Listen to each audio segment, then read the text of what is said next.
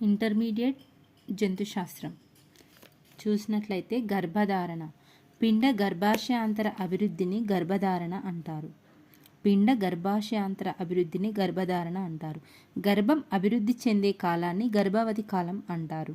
మానవులలో గర్భధారణ కాలం సగటున 266 రోజులు లేదా 38 వారాలు లేదా 9 నెలలు. అయితే ఇది చివరి ఋతుస్రావం యొక్క మొదటి రోజు నుంచి లెక్కిస్తే 280 రోజులు లేదా 40 వారాలు అవుతుంది. గర్భవతిని సులువుగా ఉండడానికి 3 త్రైమాసాలుగా విభజించవచ్చును. మొదట త్రైమాసంలో అవయవాల ఉత్పత్తి జరిగి శరీర అంగాల అభివృద్ధి జరుగుతుంది. గర్భధారణ జరిగిన మొదటి నెల చివరన హృదయం ఏర్పడుతుంది. 2వ నెల చివరన పిండంలో కాళ్ళు చేతులు వాటి వేళ్ళు వృద్ధి చెందుతాయి.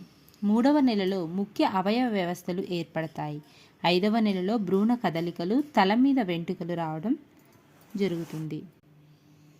6వ నెల చివరలో సున్నితమైన రోమాలతో శరీరం కప్పి ఉండటం కనురెప్ప వెంట్రుకలు ఏర్పడడం జరుగుతాయి.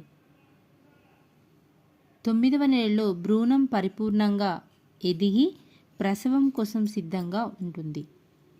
ప్రసవం పురిటి నొప్పులు క్రమంగా దృఢంగా లయబద్ధంగా జరిగి గర్భాశయ కండరాల సంకోచ సడలికల వల్ల శిశువును జరాయువును గర్భాశయం నుంచి బయటకు నెట్టివేస్తాయి. దీన్నే ప్రసవం అంటారు.